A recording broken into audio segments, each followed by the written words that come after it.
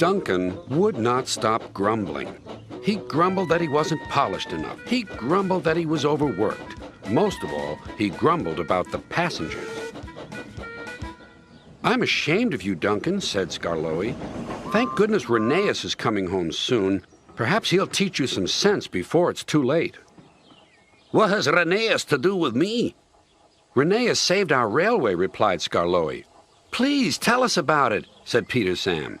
"Well," began Skarloey, "it was before you came here. Things were bad. Rheneas and I had to keep the trains running, or our railway would have to close." "How awful," murmured Peter Sam. "I tried hard," continued Skarloey, "but my old wheels ached. Rheneas understood. 'It's my turn now,' he'd tell me.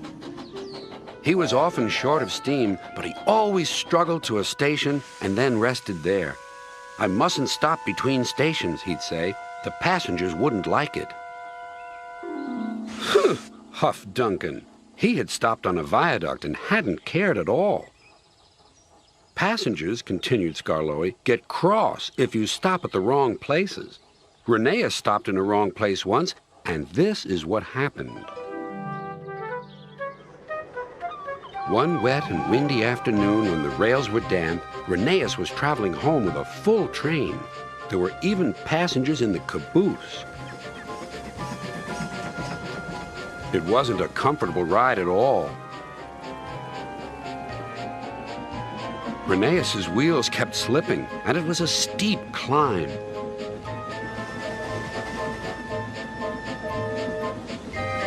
At last, his wheels gripped the rails again. The worst is over, he thought. Now we're away.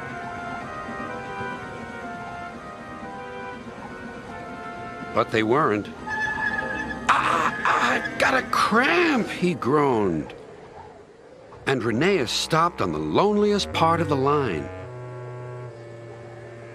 His driver examined him carefully.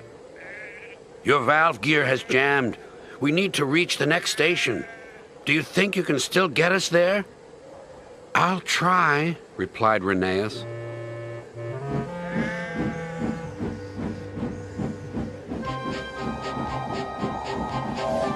Rheneas did his best.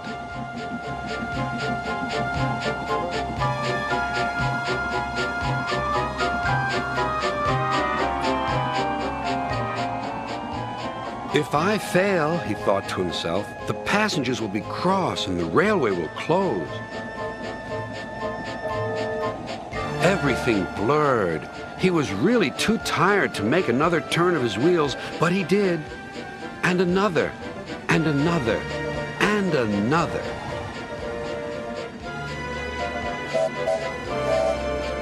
Finally, tired but triumphant, Rheneas reached the station. "I'm here at last," he wheezed. "Thank you for getting us home," said the passengers. "We'll tell all our friends what a fine railway this is." His driver was delighted. "You're a gallant little engine," he said to Rheneas. "When you're rested, we'll mend you, so you'll be ready for tomorrow." And, smiled Skarloey, Rheneas always was ready for tomorrow. "Thanks for telling us about him," whispered Duncan. "I was wrong. Passengers are important after all." The next day, Rheneas came home. All the engines were there to greet him.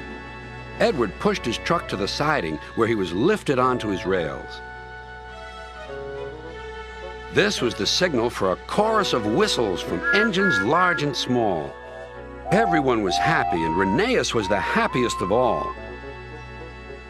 "You know," he whispered to Skarloey, "this helps a little engine to feel that at last he has really come home."